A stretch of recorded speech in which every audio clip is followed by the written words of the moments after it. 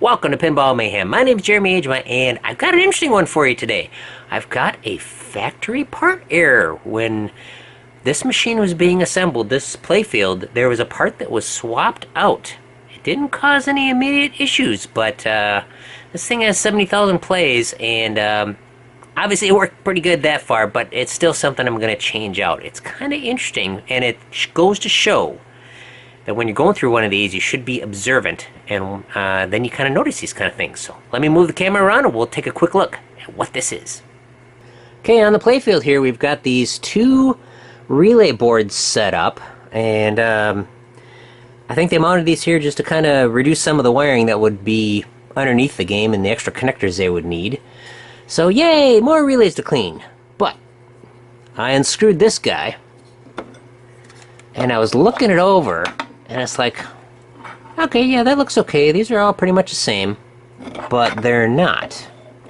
And I don't know if you can see it, but we've got a big black mark right there on the number 2 bumper relay.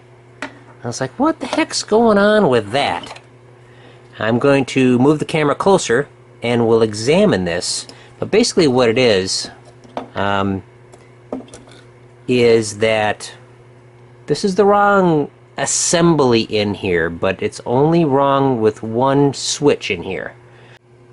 Alright, I've zoomed in the image here a little bit, but we've got two different relays here. These all have the same coils, but the setup relay has all small lower amperage contact points on it, and the bumper relays, the first one here on this end, is a heavier duty contact than the other two. Well, if we move down the line, number 1 relay here has a heavy, a light, and a light. Number 2 has a light, a light, and a light. Number 3 has a heavy, light, light. So this got switched out in the parts bin or something. They just put it on here. Now, obviously, it worked probably for quite a while, but I looked in the schematic, and this actually actuates the pop bumper right here. So when the skirt gets hit, this guy activates, and this section of the switch is what controls when the pop bumper moving. So it's kind of an important relay there. But I just thought you would find that interesting. So how am I going to fix this? This is my answer to fixing this problem. I'm not going to change out the whole relay, but I've pulled apart a couple different machines, and this relay here has nice heavy-duty contacts right here and here, so I only need one pair. So I am going to swap out these contacts from here to the other one. Another reason why I know that this is factory is if we look at the solder joints really close, we can tell that they haven't been messed with. Here is the number 1 relay solder joints. You can see how the solders float on here, what it looks like, how the wires are attached. Now if we look at this one, it is extremely similar how these are attached. And we'll go look at the third one just to be sure. Here's the third one. And just the way the wires are soldered on, it is extremely similar. So I believe that this number 2 relay has not been changed or modified in any way since it was built. So to go about changing this, pretty simple. We'll just take our soldering iron, we'll unsolder these wires here.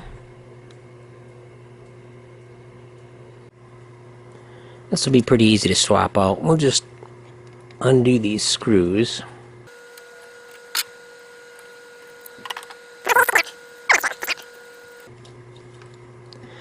So these switches are actually just built-in little blocks. We've got a riser block that goes on the bottom.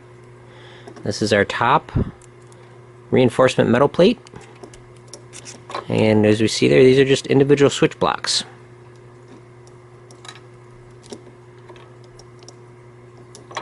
So we're just going to swap out this switch block with the other one. And there we go. It is all fixed. Everything's all soldered up and clean, and it'll work good for a long time.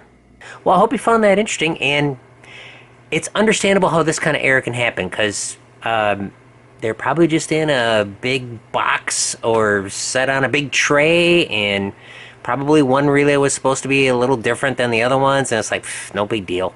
Obviously, it worked for this long. It was fine. But what this can cause is 1 weak pop bumper, and that could have driven me nuts there had I not noticed that issue. So, I hope you enjoyed this video, and if you like this kind of stuff, I hope you subscribe. And the big advantage of subscribing to the channel is you can click on the notification bell and turn on notifications. That way you'll be notified when we go live, because I don't always put a lot of advanced notification on when I'm going to go live, so this way you will be notified right when I go live, which can be kind of fun. Thank you very much for watching. We'll see you on the next one.